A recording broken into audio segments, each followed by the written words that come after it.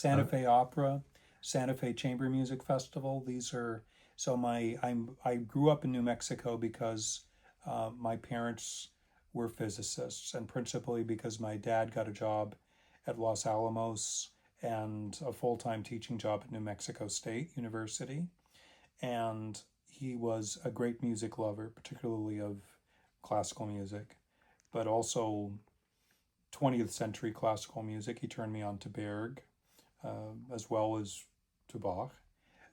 And going to the Santa Fe Chamber Music Festival and the Santa Fe Opera it's how I knew what was out there, outside of New Mexico. So you were studying Beethoven sonatas and things like that?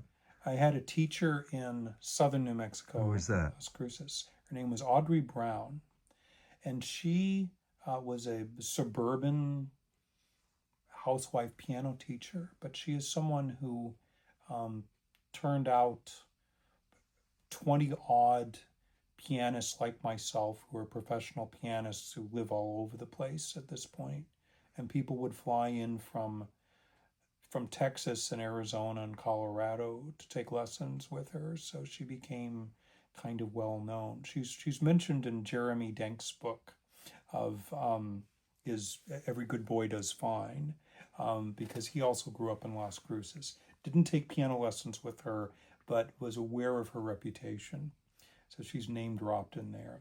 I've been thinking a lot about how many women across America answer that description. She sounds like she did a little better than some. Yeah. But these are the unsung heroes of American classical music.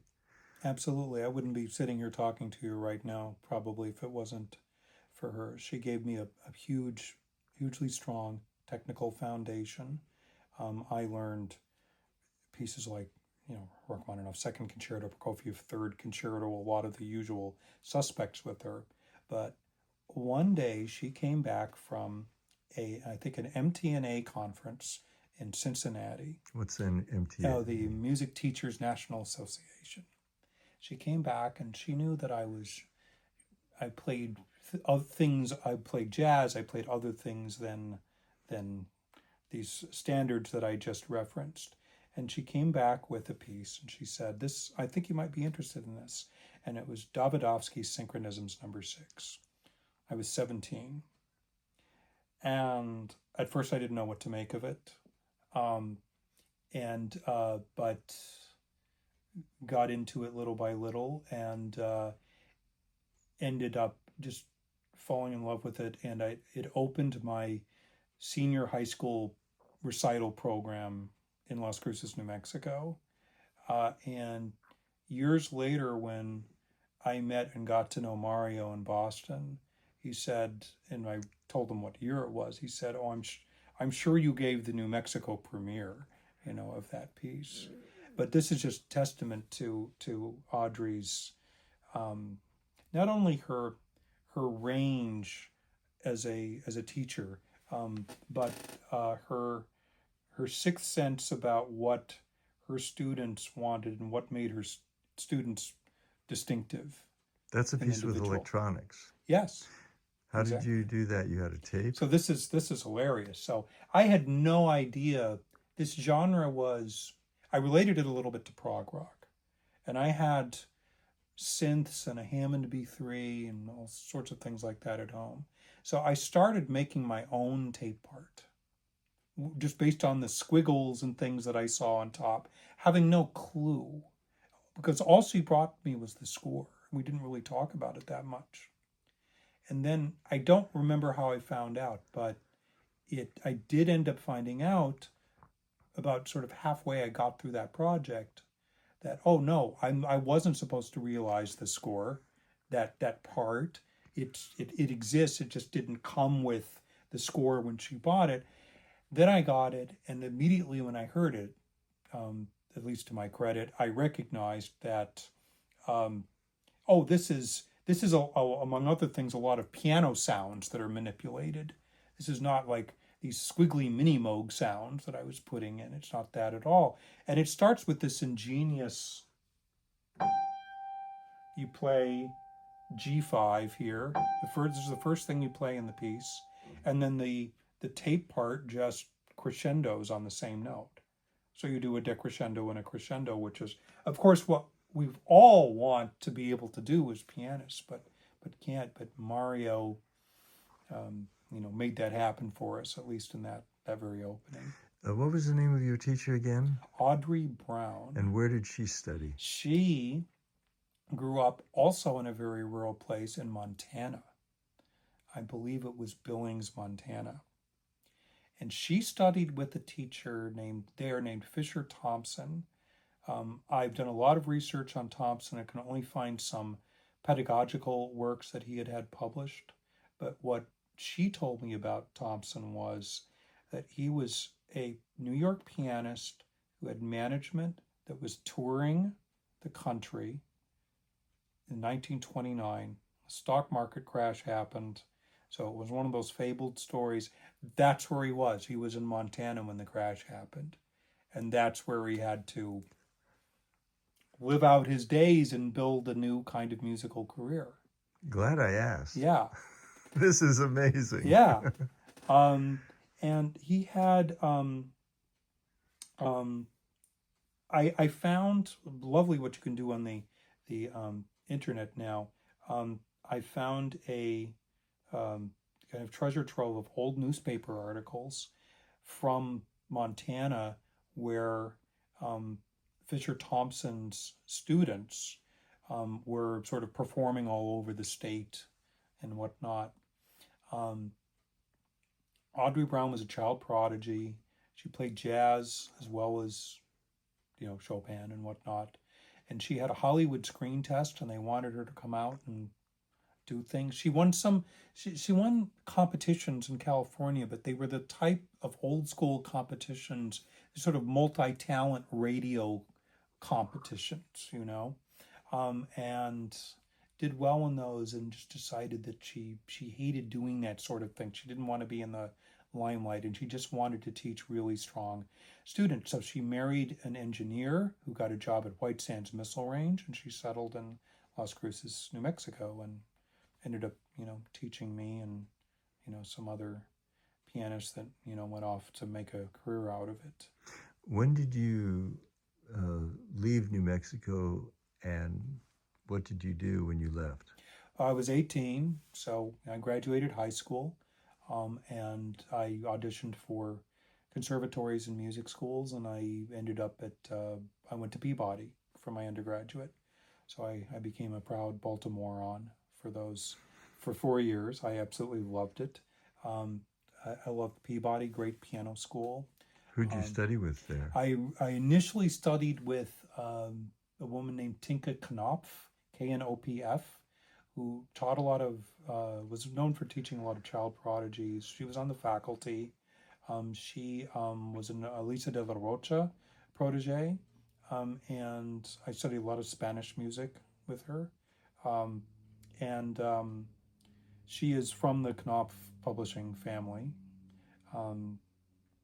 And then she left for medical reasons, and then I started studying with Lillian Freundlich, who was with her husband Erwin Freundlich, a kind of powerhouse team in New York as well. Both of them taught at Juilliard, and I would go up to New York to study with her sometimes with her amazing brownstone on West 104th, which her and her husband bought in the 1940s, early 40s, I think. And she had a great pedigree.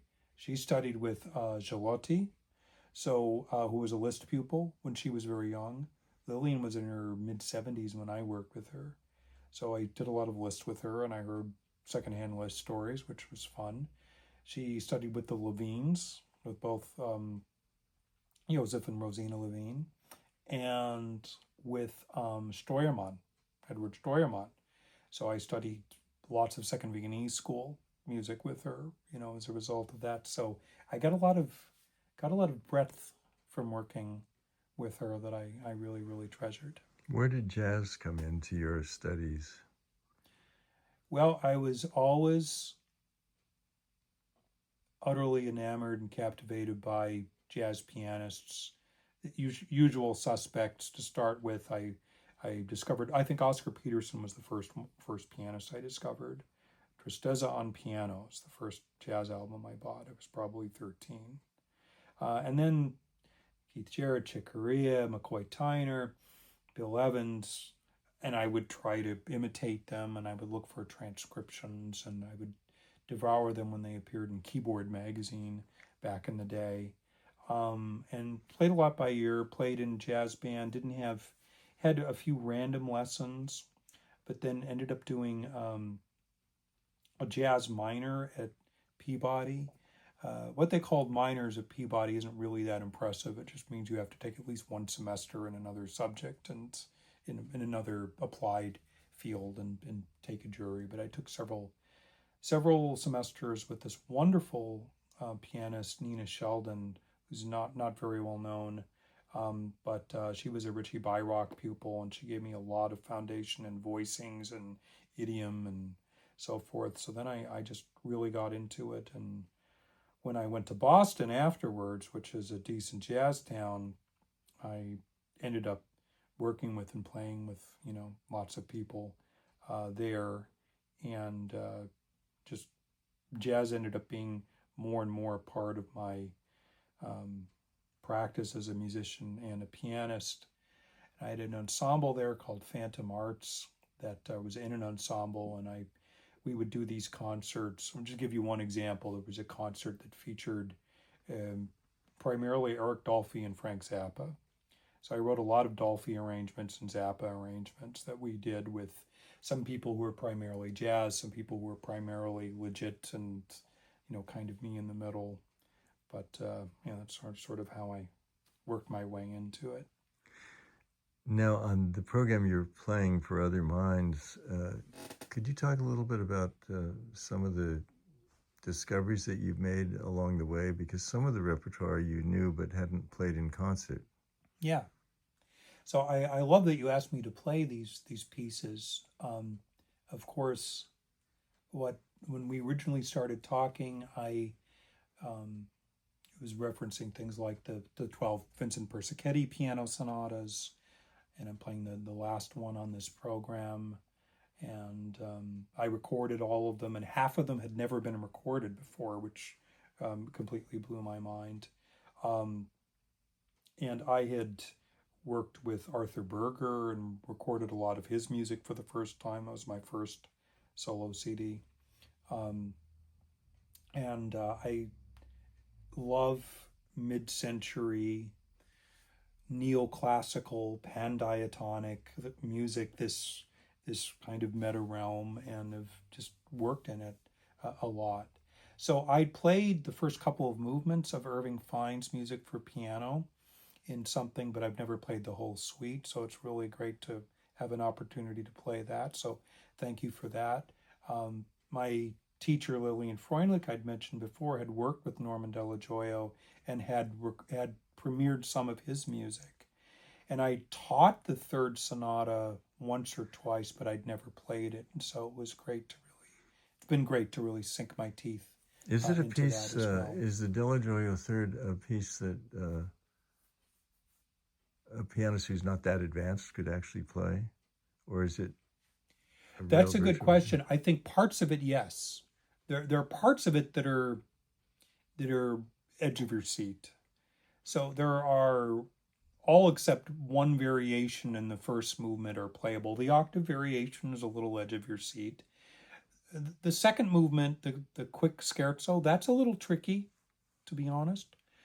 The third movement could be done by a late intermediate, early advanced pianist. It's a gorgeous movement. There are a lot of maneuvers in the last movement that are kind of tricky too. So it's a little bit all over the map, but I could see assigning, say, the third movement to a pianist that doesn't have virtuoso technique, but has an understanding of lyricism and basic Now, depth in playing. and could do well with it. That's the variations movement. That's the first movement is the variations movement. And if you took away the octave variation from that, that's not a difficult movement. Yeah. The octave variation is, that's tough. Yeah, you can crash Well, and now burn on that. I was struck by the fact that Stravinsky's Sonata for Two Pianos has a variations movement, Yeah. and also the what is the other piece that we just did, or that you're doing, that has a variations movement? Yes. Well, there's also the Irving Fine, the third movement of the That's Irving right. Fine music for piano, So which that was is a funny movement. That was a thing, and Yeah. was that from Stravinsky? I think it might be, because you put Irving Fine, certainly. You have this scene, which is sometimes called the Boston Stravinsky School, that included Irving Fine and my old pal and mentor Arthur Berger and Harold Shapiro and such figures, and they were really influenced by his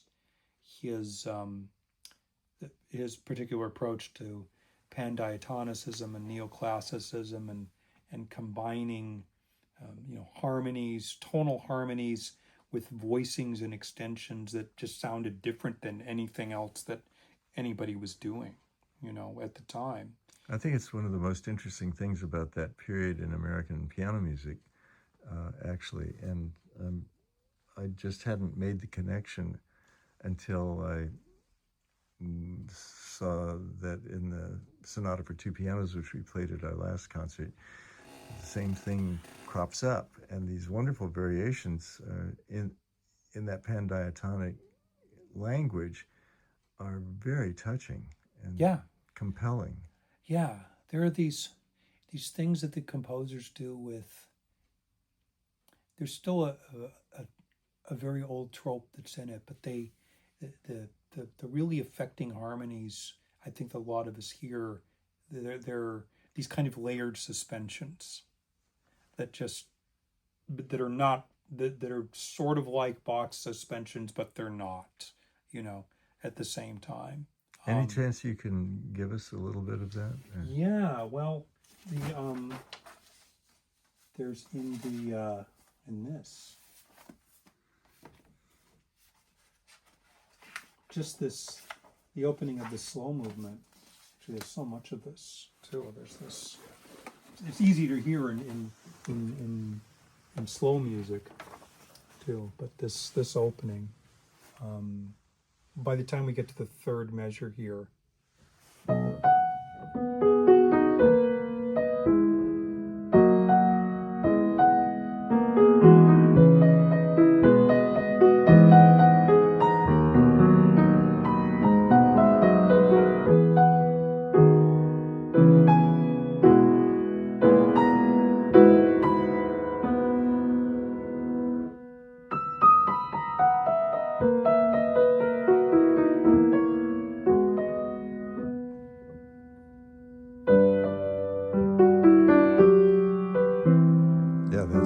Beautiful moment. Yeah, just there's absolutely kind of unexpected.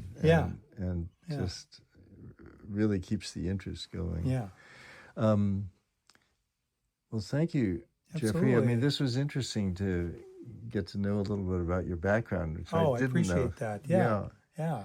Thank you so much. My pleasure.